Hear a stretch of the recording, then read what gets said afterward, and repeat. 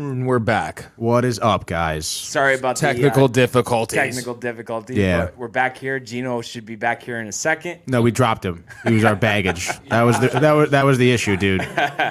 Before we had to We had connect, to have a talk with him privately. He said, Dude. see you later, chump. We fired him real quick. Freaking dirtbag. That's how we do things at downtime. We're Yeah. ice cold. Ice. but before we got disconnected, we were just talking about the upcoming CBA, possibility of a lockout. So a lot to still be determined. And I was just saying, as far as the owners, you were saying about taking the L. I just think it's like they're gonna lose so much more money from a lockout. Like don't stick out your chest and think dude. you have to have everything exactly the way you want it. You got to come to an agreement. Don't walk around like Matt. Exactly, dude. But things are kind of. It's gonna get to a boiling point. Like, Oh yeah. and hopefully there is not a lockout because that would suck ass. Yeah, dude. and for a sport, baseball is my favorite sport, but I think, just nationally, it's definitely struggled a little bit For sure, over the for years. sure. So a lockout is only going to hurt that even more. I Right. mean, I want to see the sport grow, so I think you have to avoid that at all costs. Right. So hopefully we can. And before we get into our NL Central preview, just a couple other things that come to mind, just trends we've seen over the last couple of years. Analytics, dominating the game, the front office really making the manager a puppet in a lot of situations, and just the whole. There he Gino's is, back. Gino. All right, we gotta stop talking about Gino now, guys. He's back. Yeah, he's back. Just the whole thing about how the home run's so There we important. go. It doesn't matter how many times you strike out, going away from hitting and running, Right. stealing bases, bunting. Do you guys see this continuing, or do you think like we're coming to a boiling point with that as well, and teams are going to see like what the Rays did with not having a power-heavy lineup and, Right. and working that out and making it to the World Series? Do you see that happening? It's kind of tough. I think we touched on it before, in maybe a previous episode about how everyone wants to see home runs. Like especially like we said, MLB kind of is not necessarily a dying sport, but it's like younger crowd. Like, it's definitely not like for the younger generation, and especially thank you, dude.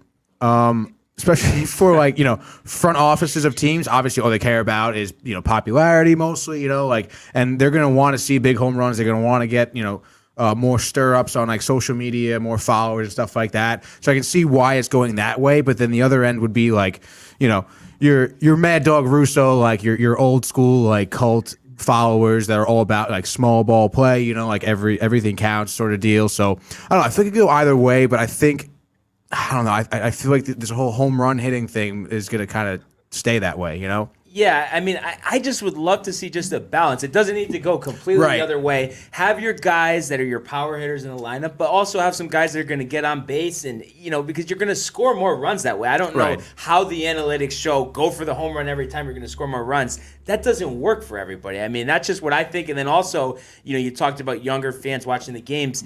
They don't want to sit around for 3 or 4 innings of just strikeouts before a home run. That takes away from it. I mean, what do you think about this, Gino? I think one thing is at least from my mic Gino, is can you get it working. together, Mike, dude? I Like, can honestly, hear like, why don't myself. you come on the show? You're sitting at home, real nice and comfy, and you're not doing your job, bro. I can hear my mic. And he's. I don't know what you want me to do. Oh, dude. We'll get him back. in a Bye, second. Gino. We'll get him back. See in you a later, second. dude. All right, we'll get him back. I And- can speak for Gino. What would you say I know Gino we- would say about that? I don't know, dude. Probably something really smart and in depth, and that's all I got. Yeah. He'd really do way better than you. Yeah, he'd probably do way better than me, but then somehow talk about soccer also. Let's try to get him back. Yeah. Gino, Can you there? hear me now? I see him. No. You see me. Gino? That's good. You see me. Hello? That's good. Hello. By the way, hello. someone on hello. Twitch, Code Ninja123 says hi. Hi, bud. What up, dude? Hi. Hey, Code Ninja. How's it going? Hey, Coach. All right, so tell us what you're thinking. Speak. From a local and Yankees perspective, I think you see how a player like DJ LeMahieu is to the Yankees lineup. The Yankees lineup is full of power hitters. But But I agree with Tony in the sense that home runs attract fans, or hitters attract fans. It'll be interesting to see how that analytics plays into this year with the quote-unquote that apparently MLB is putting out there this year. So it'll be interesting to see how that plays out. But I think the power attracts fans. But I think when it's World Series. I think World Series teams win World Series when they don't just have all power hitters. Right. Right. Yeah. No. Balance is definitely key. So I can't believe Gino agreed with me on something, dude. That's crazy, dude. But we'll see what happens. If the dead ball or if that plays a difference this year, or if we're trending in the same direction. Before this past year, shortened season, so you can't really quantify it. But we had set the strikeout record. I think at least 5 years in a row, possibly 10. It's been heavy with strikeouts. So we'll see if that continues this year. So we're going to preview our first division, for this upcoming season, and we're going to start with the NL Central. And this is interesting just because in the past, this has been a competitive division. Some years they've sent 3 teams to the postseason. Obviously, the Cubs won in 2016. A few years before that, the Cardinals won a couple championships. So usually, you've had some big names, some competitive teams, but this offseason, it seemed like all the teams were trimming payroll and getting rid of high-profile, high-salary guys. Just to name a couple, Trevor Bauer leaves, Yu Darvish leaves, Kyle Schwarber leaves, Josh Bell leaves, Jameson Taillon leaves, and Quintana leaves. So I think all those guys at one point have made an all-star team. Yeah. So that's a lot of firepower going out. And actually, I saw this interesting stat. 44.2 WAR left the division and 6.6 came back. So, that's quite the trade-off. They didn't really add anything. The only big move, and we'll talk about the Cardinals in a second, was Arenado. Right. And I think that was a home run for them. Didn't give up much. I think the Rockies paid a decent portion of the salary. So, that'll be interesting. And, we'll start with the Cardinals. What do you guys think about the Cardinals this year? They had some guys that didn't perform up to expectations last year. Jack Flaherty, for instance, 4.91 ERA last year after a 2.75 the year before, almost wins the Cy Young. What do you think about the Cardinals this year? I think it's going to be a little tough for them. I don't think they're going to be the best in the Central. I still think they have pretty good pitching with Ponce de Leon, Cabrera, and Wainwright as well.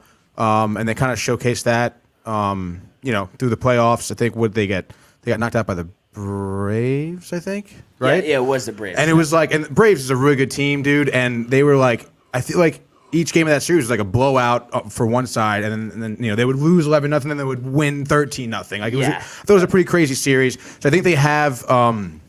They have good pitching. They're going to have some hitting, with Goldschmidt and Arenado, So I think they'll be able to produce some runs. But I guess we'll kind of see. Like I said, I don't think they'll be the most competitive in the Central, but I would say they're the second best team in the Central. What do you think, Gino? Yeah,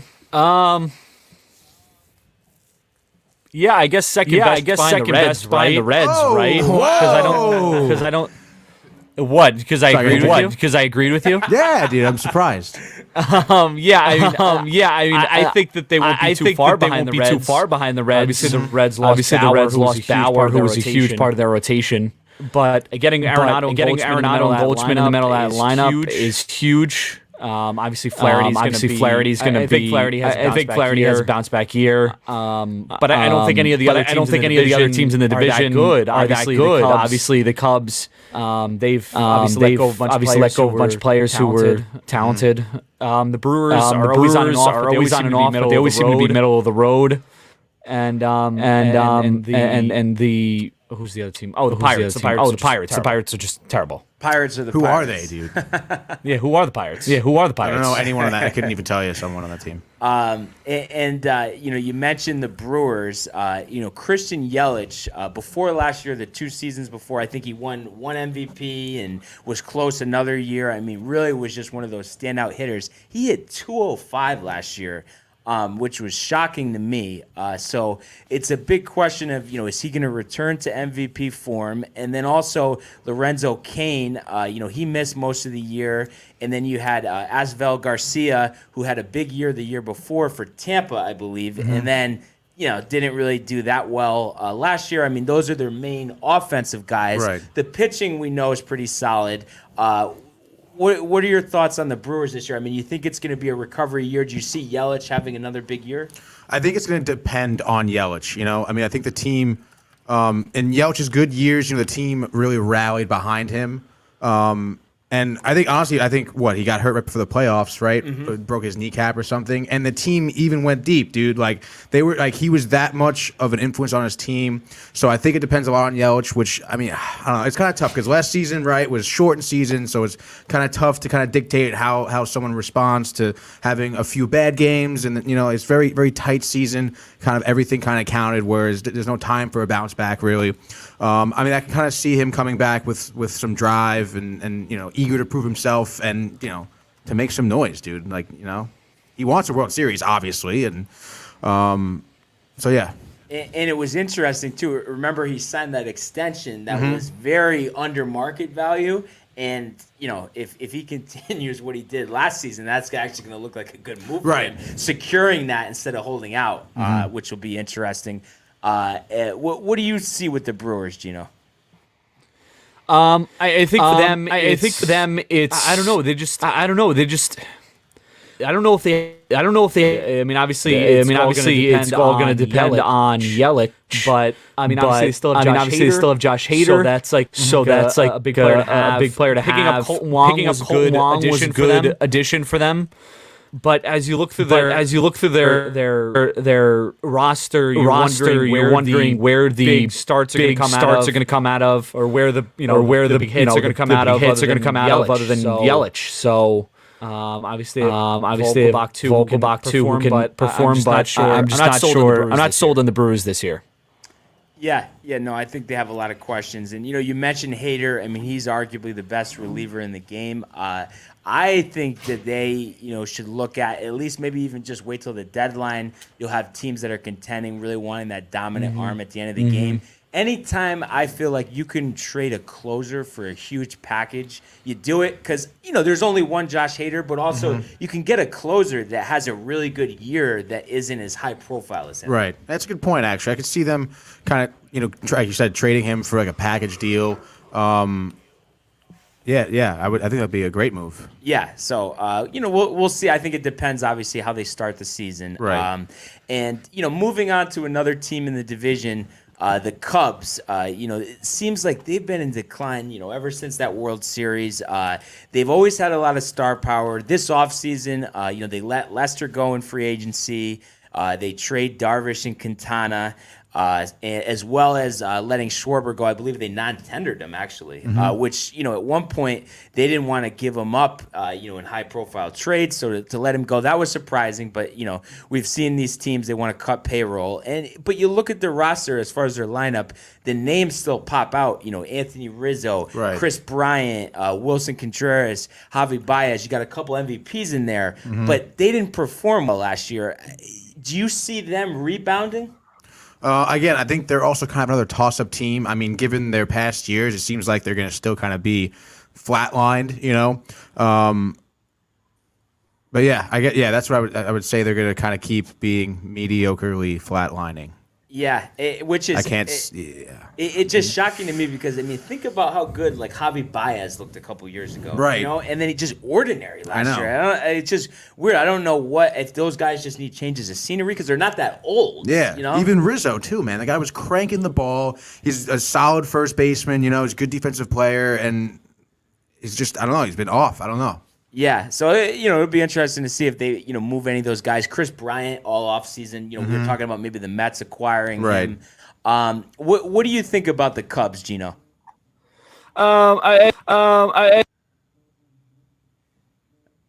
Whoops! I put myself on mute over here. But I think for the Cubs, yeah, it's hard to see. Them being good. Obviously, getting Jake Arrieta back is good. It's going to be good.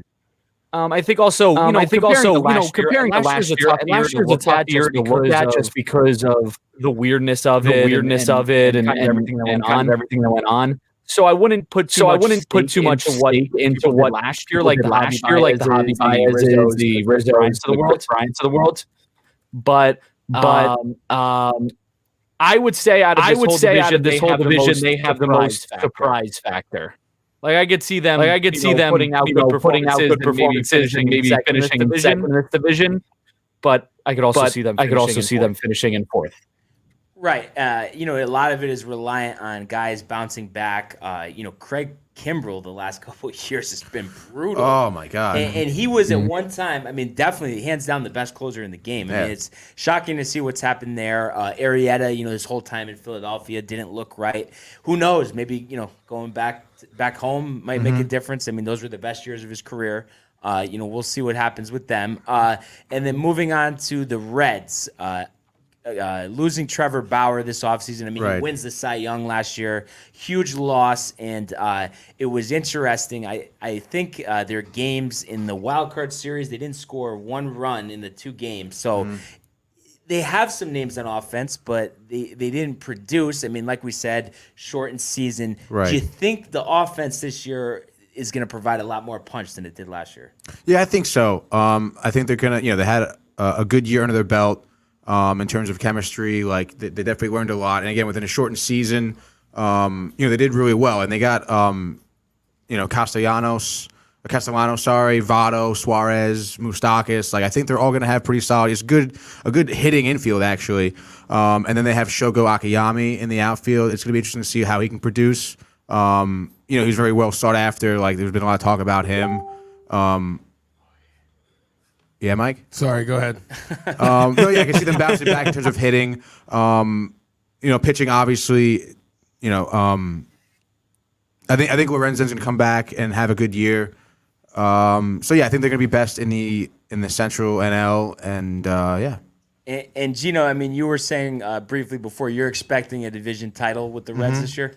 Yeah, I think so. Adding Sean Doolittle is a very big addition for them. That'll be good to their bullpen. And like Tony said, I'm agreeing with Tony all the time. Crazy. Maybe I'll just say something different on the next topic. But yeah, Moustakas, Suarez, Votto, those guys can produce. The outfield will look good.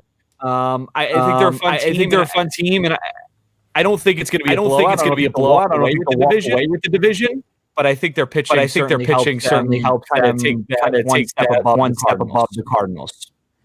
Yeah, no, I could definitely see that, and I think a big part of this for this upcoming season is going to be Sonny Gray. We saw him almost win the Cy Young a couple years ago.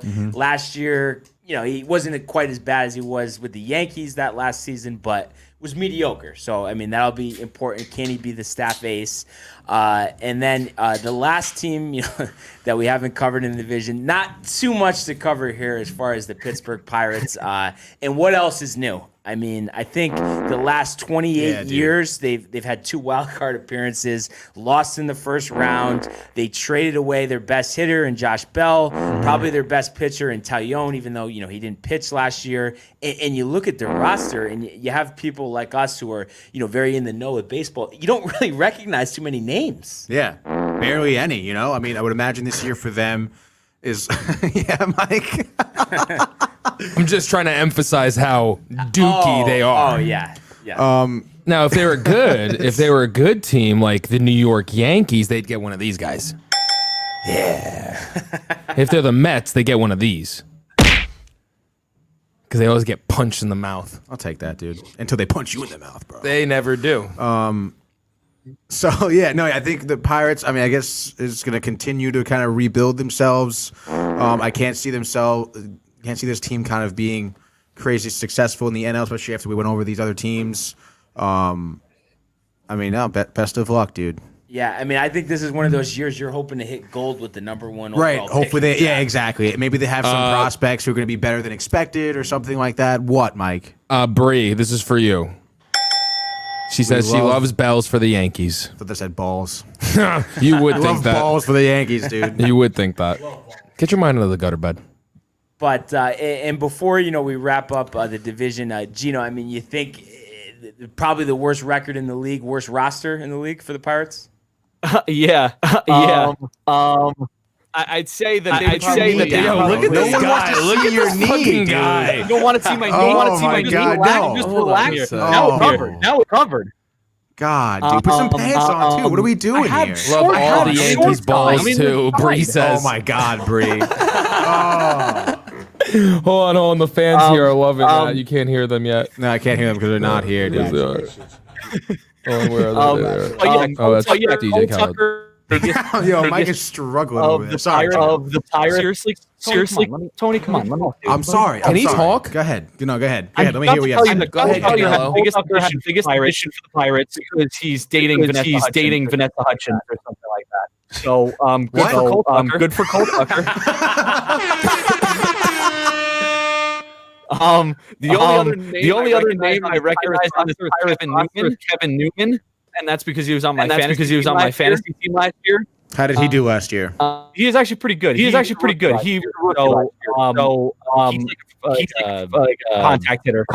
He's utility too. He can play base outfield. Okay. But they only have four outfielders listed on their roster, which seems like a bit of an issue. So the Pirates are a mess. Well, dude, apply for the job, bro. Give me your resume. I might.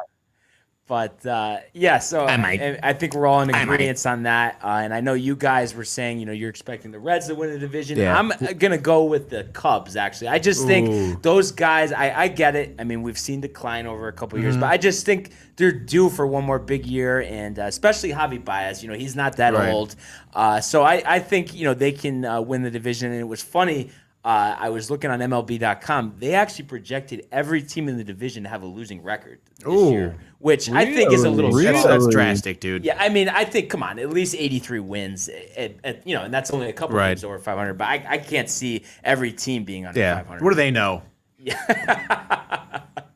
But so Cubs on top, huh?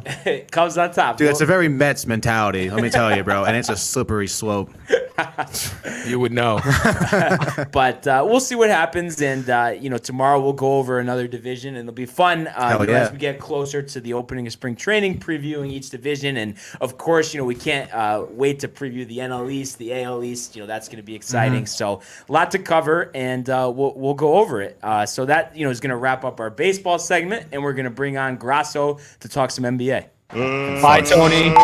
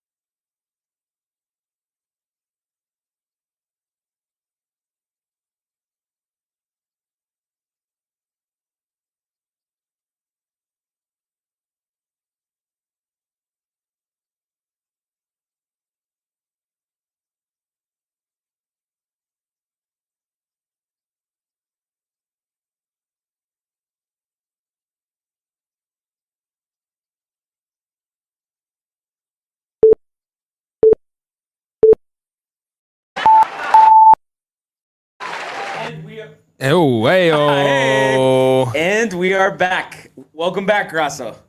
Thanks for having me. What's up, So we're gonna go over Grasso with the Joakim Noah beanie. You like that?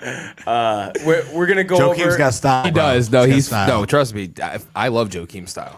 We're going to go over a couple games from last night, and we're actually going to start with the Mavs game. But before we get to that, there was some news that came out, some rumors about Kristaps Porzingis. What do we got, Gino? The big thing, I guess, is that there have been rumors that Mavs are chopping him. I mean, I don't know they come out after the point over the Grizzlies team, and we're the Grizzlies under points, but nothing confirmed. Come out and immediately denied the fact that the team that came out, they reportedly had reached out to was the Warriors, which could be an interesting trade for the Maverick. But my personal opinion, it's really that it comes out after that win, but news nonetheless. Yeah. So obviously we'll monitor that, and I think having that combination of Porzingis with Doncic, two younger players, that's something attractive to have, and you'd hope that they would stick with that. I mean, it's only been a couple years now that they've been together, so we'll see what happens. But as you mentioned, the Mavs 102-92 over the Grizzlies last night.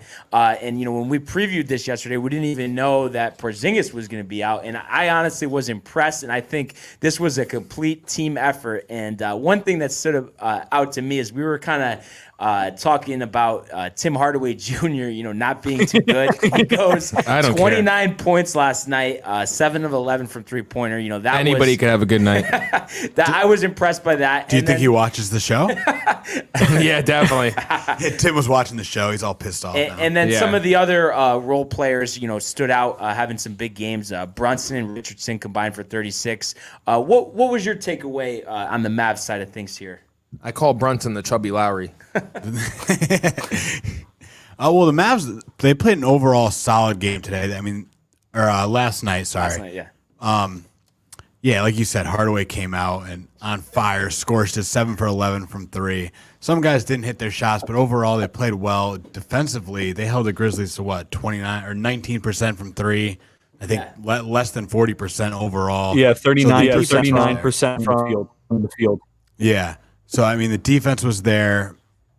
And when the guys hit shots, when Hardaway hit shots, Josh Richardson played nice, and you mentioned Brunson as well. When those guys all play well, the Mavericks are, they're as good as anyone outside maybe the top 2 or 3 teams in the West. Gino, were you pretty impressed, by this victory? I think the biggest thing that stands out is the fact that they won the game without Luka. Really played like 22, which I was surprised they were able to win without Porzingis. In terms of Hardaway, I mean, I apparently he's moved to the bench recently. Has been playing really well. Reporters yesterday was for him to be put into the sixth man year comment. Well off the bench. Jalen Brunson has been fantastic for the Mavs really all year. He's been a real spark for them. In the season, he had a lot of games that kept them in that they eventually won or hold on the leads. They were able to hold the Grizzlies to 92 points. Part of that is how they protected the game. Obviously, without Porzingis is something that probably isn't too hard for them. Obviously, great defender. So I think that speaks to how poor Porzingis is. Unfortunately. But a really good performance all around. They helped just 11 points, 22. Real good game, I thought. Yeah, no, and I think that was important for them to get. We touched on how they have 3 tough opponents coming up, starting with the Celtics tonight. So to get that first one's great. Which is true. And then, on the other side of things, the Grizzlies, it seemed like, they start out down 13 after the first quarter and just couldn't recover. I mean, Ja had a solid game, 22 and 9. Valanciunas, you look at it, 11 points, 15 boards, that's good, but 5 of 18 from the floor for a center. I mean, most of their shots are coming down low, so you can't win like that, and you can't win shooting 39% from the field, 19% from 3, and 63% from the foul line. It seems like anytime we give out numbers like that, you're not winning a game. No. So, and we also touched on the fact that, they got that back-to-back with the Clippers coming up. Do you guys think this might be the beginning of a pretty big slide for the Grizzlies and really take them out of the playoff conversation? I think they really want Jaren Jackson back. I mean, They need him back. Yeah, I mean, he was. They're a high hurting. draft they're pick. really lacking, guys who can score. Yeah. I mean, outside of Morant, even Morant himself isn't a big time scorer, right? I mean, like he can get Yeah. you 20. Yeah. But they not need- 40. Yeah, Yeah, he's not really exploding like that to carry you offensively. I mean, he's more of a pass first guy. Yeah, Valanciunas, he can't go 5 for 18. Like they need to get. I think they needed to attack the paint a little better last night, and the Mavericks defended it well. I mean, we just said that. So the Grizzlies not really looking too sharp offensively, especially. They want Jaren Jackson back. Looks They're like those waiting 8 for that day. Looks like those 8 days of practice really helped out there, Gino. Yes, they did. Yes, they did. But Defensively, at least. Yeah. Gino, I mean, you think that this could be, signs of trouble for the Grizzlies, coming up here with the Clippers on the horizon and just going into the All-Star break? Yeah, I mean, I think Roscoe said it. I mean, they don't have guys who can score. I mean, it's just John. So what happens when they can't get the ball in the basket. So they have a lot of work to do. I think, and unfortunately, I mean. They probably aren't good enough. I don't right now. Even with Jaren Jackson, I'm not sure that they are good enough to make the playoffs. Because I feel like they just need another player. They make a trade, bring in another player. I feel like that could be for them, but good for them. But I feel like way in terms of scoring. It doesn't have to be a big player. It doesn't have to be a big player. Somebody who could put the ball in the basket. That isn't Valanciunas on the inside. Maybe a spot up shooter for Ja to pass to. Boogie. That they could use. Trying to get Boogie another job. I mean, that would be some instant offense for him. Have him bring him off the bench. Why not? That would be good. Yeah, but I agree. Like, this is the Western Conference, and there are 13 good teams in the West. I mean, you take out like OKC and Minnesota. Every other team is good. But like the Grizzlies, they're still really young. I don't think they're quite there. They're probably going to miss out on the playoffs this year. So, I think the whole thing about this year is just to develop their guys. They're really young. Look forward to next year, see what happens when Jackson gets back. And then, on to another game from last night. We actually didn't preview it. We previewed the Suns and the Blazers, but Suns went crazy. You guys didn't want to. You guys didn't want to talk about it. Like we all kind of thought. Book went off. Really wasn't close. Lillard didn't drop 60, and the Suns had another and Book complete probably team could have. effort. So not much to cover there. We've went over that. So I thought it would be good to talk about the Wizards, who actually defeated the Lakers 127, The Wiz 124 in overtime, coming back from a 63-49 halftime deficit. And now the Wizards, this gives them 5 games in a row.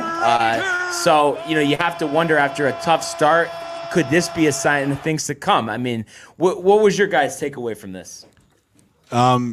They're still the Wizards, if you ask me. I mean, Bradley Beal and Russell Westbrook would have to play great every night for them to be a decent team, if you ask me. The only player I know is Hachimura. Yeah, right. The one thing that comes to mind when I hear Washington Wizards is free Bradley Beal.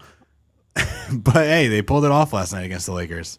So you got to give them credit. Yeah. But still get him out of here. Yeah, free Brad Beal. Free Brad Beal. He needs to get out of there. He needs to go somewhere nice and warm and sunny, like Miami.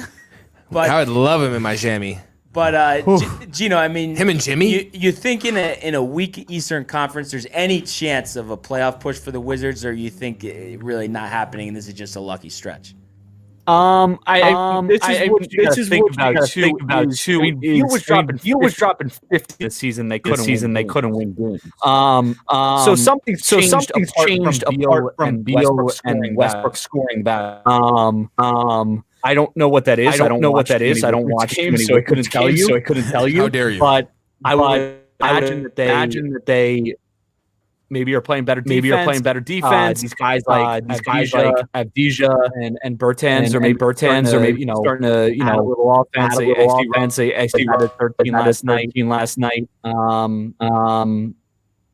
I don't think they'll make the playoffs. But I think they will significantly better chance than if they had that start and streak in the Western Conference.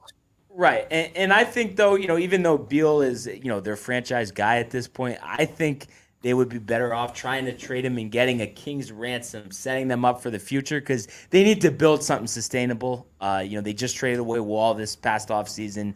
We thought him and Beal, would be a pretty good tandem. Didn't really work out, how they expected. So it'll be interesting to see if they make any moves. And then on the other side of the things, the Lakers, this is their third straight loss. Obviously disappointing, dropping, that 63-49 halftime lead, led by LeBron once again, 31 points, 13 rebounds, 9 assists. But, he missed actually the potential game-winning free throw after an and one, as well as the game-tying three-pointer in overtime. So, it was as a Lakers fan, it was disappointing to see that. Any sign of concern for the Lakers besides, of course, AD being out, moving forward? Yeah, I mean, the only real concern is AD being out. Like, LeBron, you got to make that free throw, but a lot of superstars can't shoot free throws. I don't get it, but... I mean, trash. Yeah. This team, they're going to be fine if they're healthy. But, they need both LeBron and AD on the floor. And, Harold, they missed Schroeder last night, too, which is a lot of points. Like, last night, Kyle Kuzma, he chucked up probably 15, 20 shots. Caldwell Pope. Another bum. Yeah, like the Lakers, they should be concerned if those are the guys chucking up shots for you all night. But when AD comes back and Schroeder's back, if this team's healthy, everything's back to normal. No concern whatsoever. While these guys are out, I want to see Talon Horton-Tucker get more minutes. Yeah. He played 16 last night, and he's in the rotation at least with these guys out, but a dominant preseason he had. And, I mean, like, we all love Alex Caruso. I don't know, because he's white. Really, that's the only reason. But take some minutes from him. Kuzma. Take some minutes from trash. Yeah, Kuzma. I mean, even Wesley Matthews. I'd rather, these guys aren't playing. Yeah. These guys really aren't doing anything. Those three should be it should be Kuzma, KCP, and Wesley Matthews that should get minutes removed and give it to the young bucket. Oh yeah. I like Alex Caruso. I like Alex Caruso too. He's a hustle player, and he's a second ball handler. Like if you watch their games, like he'll bring the ball up, he'll play the point for LeBron for a little bit for a sec, and he runs the offense. He can actually run the offense, and he plays hard, like you said. So you want guys like that on the floor. The other dudes, can't even. Kuzma, he'll shoot and then he'll fucking do a turnaround step back three with a dude in his face wet and then come down and miss a wide open three. It's like, dude, what are you doing? You're trash. Yeah, his shot just looks so flat. I feel like Kuzma still doesn't understand the game of basketball. Yeah.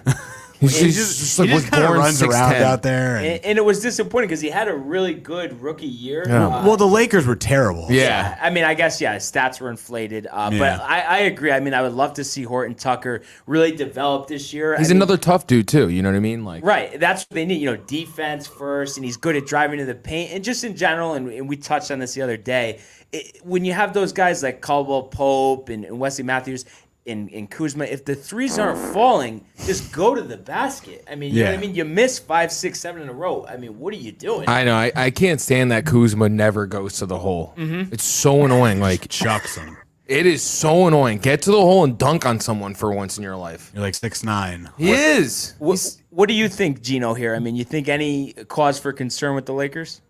No, I mean, I am one of the last remaining Kyle Kuzma supporters. I just don't think one of those. I think he needs. I think he needs. He had all the problems after the rookie year, and now he's like everybody's like, oh, like the best player ever, and why aren't you doing better? Why aren't you doing better? And stuff like that. I think he's a new place to go. Wesley Matthews legitimately had 0 points yet. So that's an issue. But yeah, I think guys like Talon Horton-Tucker. I mean, Harrell had 26, 23 minutes yesterday, so you couldn't ask more from him. I mean, you're not really worried about the Lakers important players. So he'll bounce back. Yeah, no, that's kind of my thoughts. So we'll see, and I'm sure we'll preview it. But they have a big game against the Jazz tomorrow. I mean. And the big narrative that came after this game was the whole LeBron James minutes situation. And so, I mean, I'm interested what you guys think on that because, Stephen A. Smith said it this morning and LeBron said it after the game. Like, he's not concerned. Like if LeBron's not concerned, I'm not concerned, and I kind of trust him. So nobody knows his body better than LeBron. Yeah. He can handle anything, and that's why he says he invests $1 million on it every year. Yeah. I'm a little short of that, but I'm around there. Yeah. I'm about half. Yeah. About half. But and then tonight we have a couple interesting games, and we'll actually start with the Warriors, who come in 16-15. Let's go With visiting the Knicks. Yeah. Who come in at 15-16. The Knicks, baby. Both teams, have been pretty solid on defense this year, and really just searching for some consistency, kind of get over that hump. The Knicks, I'm sure they'd love, get a couple 500 games over 500. I mean, Yep. First thoughts here, Mike, on this matchup. All right, so last time we faced the Warriors, it wasn't so hot, but we were figuring shit out. And now we're a totally different team. We trickle back and forth each week. I feel like between number 1 and 2, defensive ratings is, the best or second best defensive team in the league. We weren't that then. I think a lot of the guys have figured out who's who and what's what and what works for us and what doesn't. So I honestly think the Knicks are going to come in here and handle business and handle it well, actually. Not just, and it's the first time that New York will have fans in the Garden in basically a year. So that's even more energy for the team. Thibodeau's huge on protecting home court. He loves protecting the home court. That's what he emphasizes. If you're not going to do it at home, you're not going to do it on the road. So they're going to come in and handle business. Sorry, Steph Curry, you're about to get clamped. And I think we've seen with the Knicks, too, they have had some pretty good first quarters this season. It seems like they get off to a hot start, play some solid D. So I think we're going to see right away. If Curry's not hitting 3, 4, 5 3-pointers in the first quarter, usually they don't end up winning. I think that, carries a lot of momentum for them. Then you see the other guys step up. So I think it'll be important to see, how both teams start. And a big addition for the Warriors for this game, James Wiseman, the second overall pick in this past year's draft. He's back tonight, so it'll be interesting to see how they defend him. I would really lean towards the Warriors more if this wasn't his first game back, just being that Mitchell Robinson is out. He's been one of their best defenders, but I think with Wiseman on a minutes restriction, I like the Knicks here at home. What do you think, Grasso? Well, I liked everything that Mike said about, the Knicks, playing hard, protecting home court. I like them tonight, too. I think the key is just contain Steph Curry. Yeah. Just contain him. Keep him under 37 points. Yeah. I don't care that's containing Stephen Curry. Yeah. I don't care if Oubre's going to go off for 40. If he goes off Oubre for... can do whatever he wants. Yeah, if these other dudes go off for 40 and the Warriors get the win, whatever. Yeah, because they never do that. Don't let Steph drop fucking 50 or 60 in the Garden Just tonight. contain him.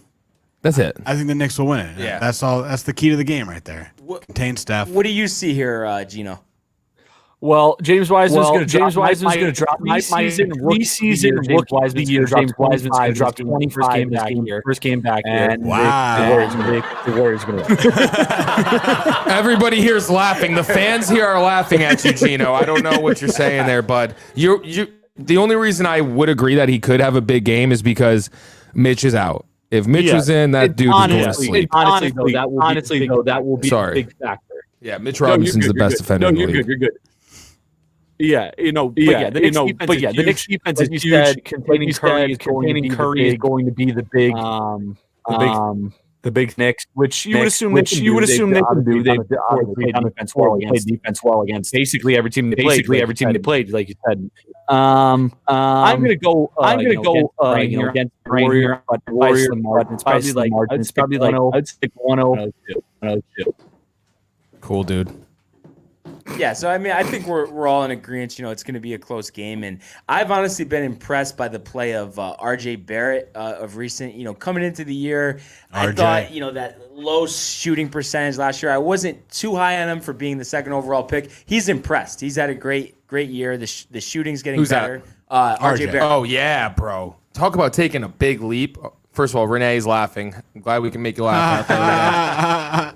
Glad we can make you laugh. But no, honestly, totally. RJ, I I was actually a day one RJ fan because I knew of his history with Nash, and Grasso knows I'm a huge Nash guy.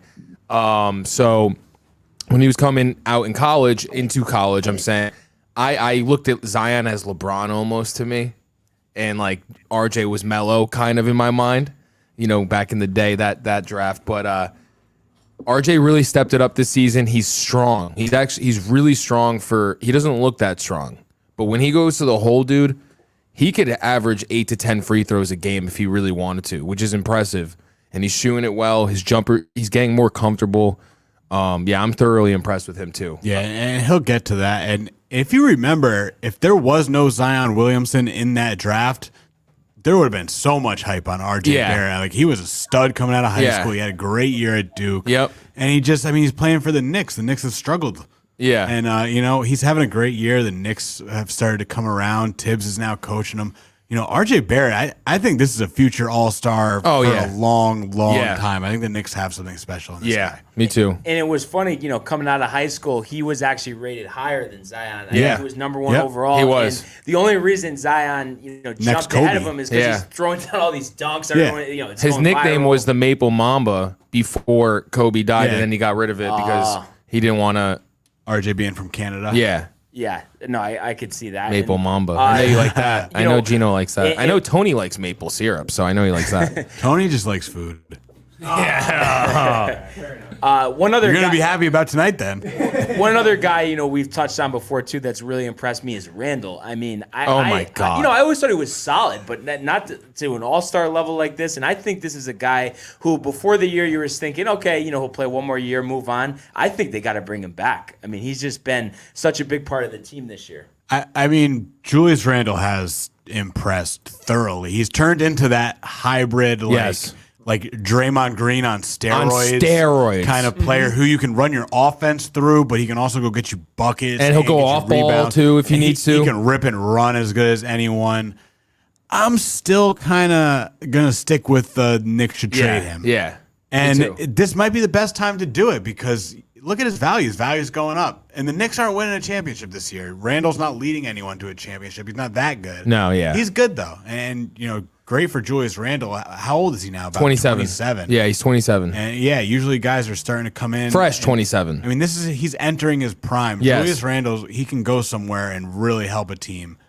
I mean, not many guys figure it out in their 7th year, but for him to figure it out in his 7th year while he's entering his prime, it's like there's no better timing. And and it's a good thing like no one's gave up on him. Yeah. Like young players, people give up on them so too quick. And you say like Julius Randle in his 7th year is 27. Yeah. So he's still a young buck. We just talked about RJ Barrett. Was he 21, 22? Yeah. Yeah, so like these guys are still so young. And Knox, dude, this is another example. Like Knox was like 16 playing college basketball. Dude, literally he's 21 and people are like he's a bust. It's like, dude, he's 21. Give him some time. He's young. And now he finally has coaches. Yeah, and he's an elite athlete. This just in though, Matthew I hate his last name. I can't say it every time. Is it Gabriel or Gabriel? Gabriela. Oh, Matthew Gabriel, come back to the Lakers, Julius. That's how he would say it too. I mean, I'd love to have him. You're not going to get him. You guys can't have everybody when they're good. Yeah, chill out, Lakers fans. No, that's not happening. You're like, oh, Lakers are good. Everyone's coming here. He's a free agent. Come to the Lakers. Andre Drummond, we'll take him. We traded you, technically. We didn't. We own you. We always believed in you. We just knew you had to go somewhere else. And then one more thing here. Gino, what do you think about Randall? You think they should move him, or do you think it just kind of depends on the package they'd get back? I am sticking to the plan. I am sticking to the plan. Especially if you're the Knicks, especially if you're the players that they have that are young. Stick to the plan. Stick to the plan. Trade Randall. Pick for whatever back. And because this isn't a. Like you said, Grasso. We're not winning a championship this year. And if we're winning a championship next year, this is a rebuild.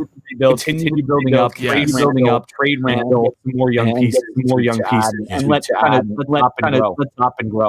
Go ahead. This is the part of the rebuild where they have some of the important pieces in place to make the championship team. When RJ's 25, when Mitch is 25, when those dudes are in their mid-20s, that's when they'll be championship contenders.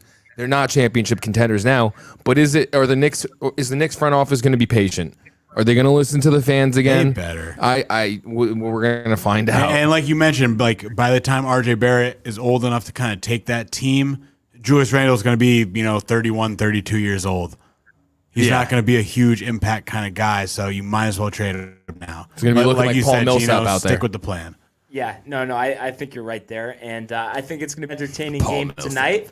So it'll be fun to watch. And one other game tonight that we're taking a look at, we have the Kings, who come in on a 7-game losing streak after we had said, last episode, after a hot start, 12-18. They're visiting the Brooklyn Nets, who come in, red hot, 6-game winning streak. And I feel like this is an interesting game just from an offensive standpoint. I mean, of course, the Kings, their record isn't very good, but they're one of the best scoring teams in the league. And it just feels like it should be a close matchup just for the fact that the Nets this year have struggled against those teams with losing records. They lost to the Cavs twice. They lost to OKC. They lost to Detroit, and they lost to the Wizards twice. So those are teams that are near the bottom of the standings. So I think this is going to be a very high-scoring game, maybe one of the highest-scoring games all season that we'll see. With the Kings, I'm impressed by De'Aaron Fox. He's really taken a big step forward this year. What do you see about this matchup with the Kings and the Nets? Well, I really like what you said there. I think this is a game that the Nets could fall asleep on. I don't think it's going to happen. I'm just saying it could. Like no. The Kings could go off and run like a 45-point first quarter and really catch the Nets off guard, but I don't think the Nets are losing this game. The Nets are just rolling. Speaking of the Kings, you know who they remind me of? Who's that? The Wizards a couple years ago with Beal and Wall. Yeah. When they were young. Yeah. That's what Buddy and my boy Fox remind me of. And honestly, if I were the Kings, I'd trade them both and blow that whole shit up and start over. Because it's over. They're not going to do anything. They're going to ruin their careers. And then what?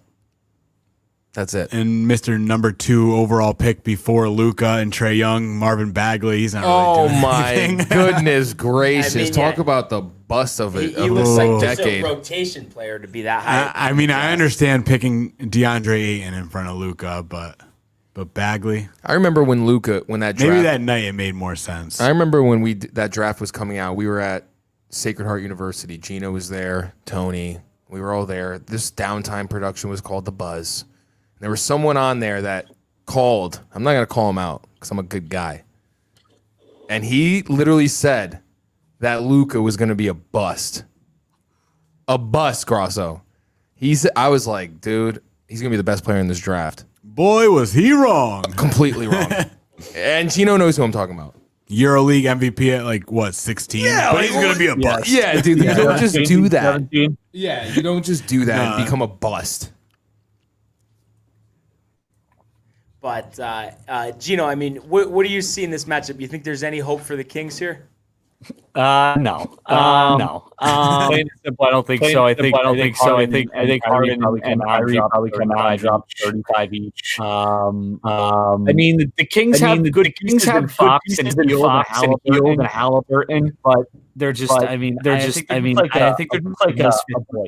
feel like they don't all fit together. I feel like they're just not a really good individual players. Yeah, there's a long list of talent. Right. And it's just. But I do think it's something to build off, and you could keep a couple of those guys. You mentioned Halliburton. I've been really impressed with him. I didn't think he was going to have this strong of a rookie year. I think he's averaging almost 13 and 6. AJ Tanucci, welcome to basketball hell, Boogie. But it sounds like everyone here is going with the Nets, and I'm going to say the Kings win this game by 10, 15 points. It's just one of those times. This is the National Basketball Association. This stuff happens all the time. You can't just look at a game and say, oh, it's going to be a blowout, and then next thing you know, the team that's supposed to kill them ends up losing by a lot. So that's what I'm seeing here. But to speak on what AJ just said, when was the last time the Kings were good? You want to know? 2002 Game 6 in the Western Conference Finals? Yeah, Robert fucking Horry, baby. Robert fucking Ory ruined that organization's got some problems. Like, oh my God. They get talent. They get good players there. Yeah, they do draft well.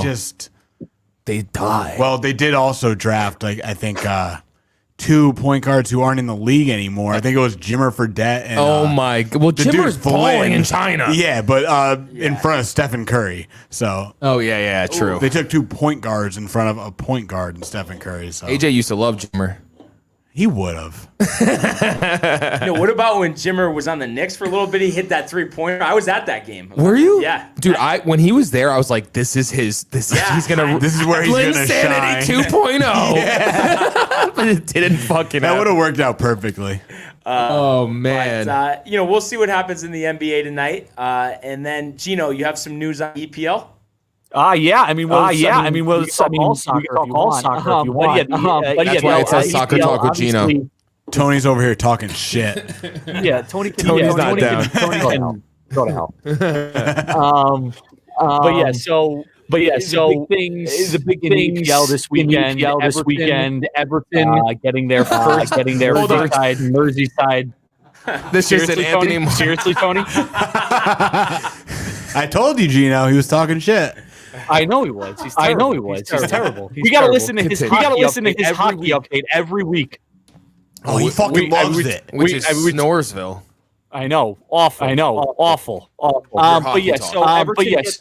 gets their first win at Liverpool in 22 years, which is a very big win. I am an Everton fan. So fantastic. Big news in terms of EPL. Manchester City is the top team in the league. They've won 18 competitions. Nobody's beating them. I think more the American fan comes out of some of the other leagues. Chelsea and Christian won today. 1-0 over at the Champions League. And for Juventus, West scored a goal. He's now the leading American scorer in Serie A season. 4 goals. So really good stuff from him. I'll keep updating people. I feel like people want to know more about Americans rather than talk to us about that for a sec. So. There's a lot of American talent out there. Obviously, Christian Pulisic. He's not having a great season. One of the most talented soccer players America's ever seen. Tyler Adams, Weston McKennie, both playing really well right now for their respective teams. Serginho Dest had a tough matchup against one of the best players in the world, Mbappe. Last week, is still playing well, getting started from Barcelona, which is unheard of in American soccer. There's just a lot of talent surrounding American, a lot of talent. In development system, we'll keep updating you guys on what's happening there as the season goes by. Any hope for the MLS? I mean, I know they're way down in the pecking order, but you think any growth there in the future? Well, there has been significant growth in the MLS, and I think they're starting to realize that they're more of a feeder league, and trying to be one of the top leagues. They've developed some really talented American soccer players, specifically from the FC Dallas Academy. Specifically, Weston McKennie, Ryan Reynolds just got transferred to Roma. Justin Shea just got transferred to Bayern Munich, who's the best team in the world right now. So there's a lot of talent coming out of the MLS. They're also good American talent.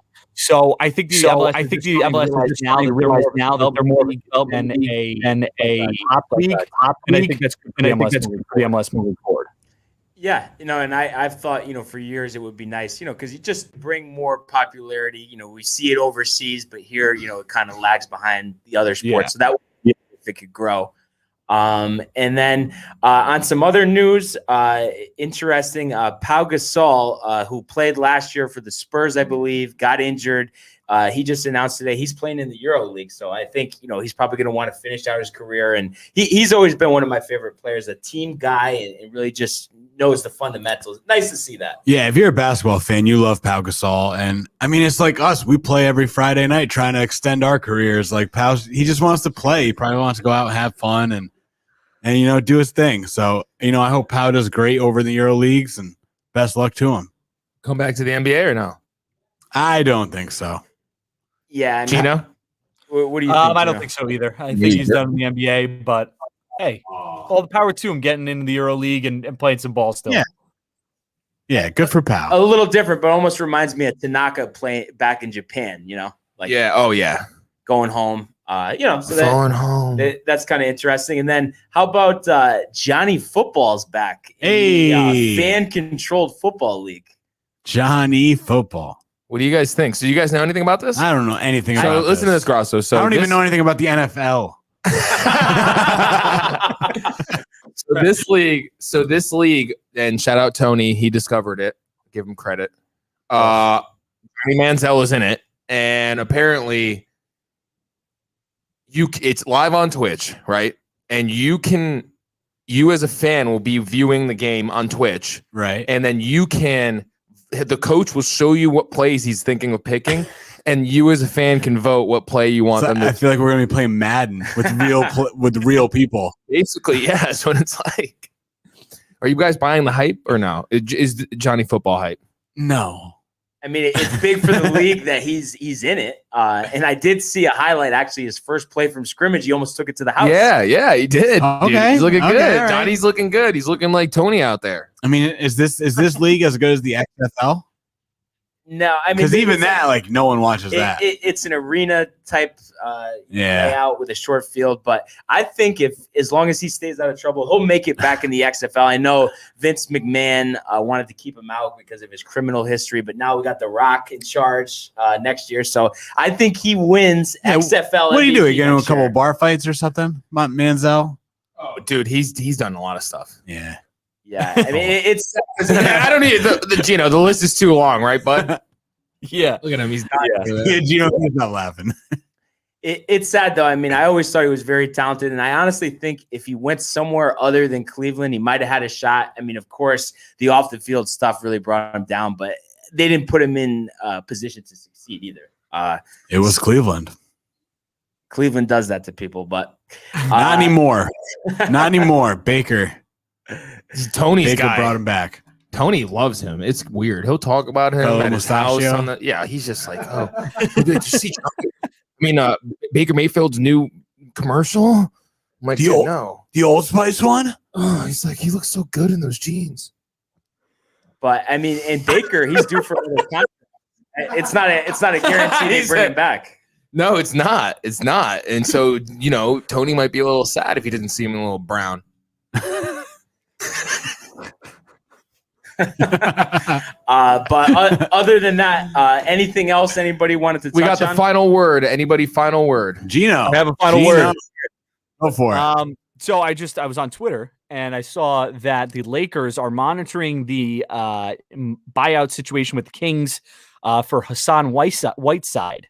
Is Hassan Whiteside? You could see somebody helping this Lakers team. Wow. Yes. Yeah, absolutely. And, he's looked not that great this year, but if you look at the previous seasons, he's been one of the top defensive centers just as far as putbacks, rebounds. I think, the Kings, their organization, that might play into it, probably not consistent playing time. So I think it would be a home run. And, Marc Gasol, while I respect him, I honestly think it's kind of a waste of time playing him. I mean, he'll make a couple good passes, but he doesn't even move. Yeah. So I would like to see Whiteside. Yo, Marc Gasol? Yeah, dude. He can't. He needs to go with Pau. Yeah, literally, dude. It's so funny when you say that because he'll stand at the top of the key, set a screen, stand there, pass the ball, stand there, and jog to the other side of the top of the key, and then not play pick and roll defense. I watched the Lakers game. It was a few weeks ago where he was just picking people apart with his passing. I'm like, oh yeah, he's legit. Every game since then, I'm like, wow, this guy is he's struggling. Done. But when you said Hassan Whiteside, I mean, maybe it'll help. I just think he's always needed a motivator, and when he's played with Dame Lillard, he played great in Portland. Yes, yeah, he impressed. But I'm gonna. so if he's with LeBron, I'm going to say Dame Lillard is a better leader and motivator than LeBron. I know. Because Hassan Whiteside is going to go play with LeBron and probably be scared. Be like, or fuck be you. terrible. Or be like, fuck you. Probably. But yeah. also, we've seen LeBron want to get players involved that maybe were struggling, like Dwight Howard last year. It seemed like every time he was in the game, LeBron wanted to give him the oop. Yeah, Dwight did some good stuff with the Lakers last year after a lot of down years. I mean, if Lakers need Anthony Davis back, like just leave it at that. Yeah. Hassan Whiteside, it'll be a nice addition. It'll be a nice little weapon to have in the back pocket, you know. He could remind me of Alonzo Mourning in that 06 championship for the Heat. Off the bench, get a couple blocks, and that's it. You know? So you know what? That could be very beneficial for him. But if you bring back Davis, you got Harrell. Yeah. Not too many playoff minutes for him. Yeah, no, there's enough there. And, before we wrap it up, and I'm sure everyone's in agreement with this, I'd just like to give, again, our best wishes to Tiger. Hope he's going to be okay. Yeah, prayers up, Tiger. Get well, As soon as we Tiger. hear anything, we'll bring it to you. Yes. And we'll see you guys tomorrow. Gino, once again, thanks, bud, for coming in when you can't. Thank you, be Gino. here. Thanks, guys. Have a good night. We will see you guys soon. Peace. Later.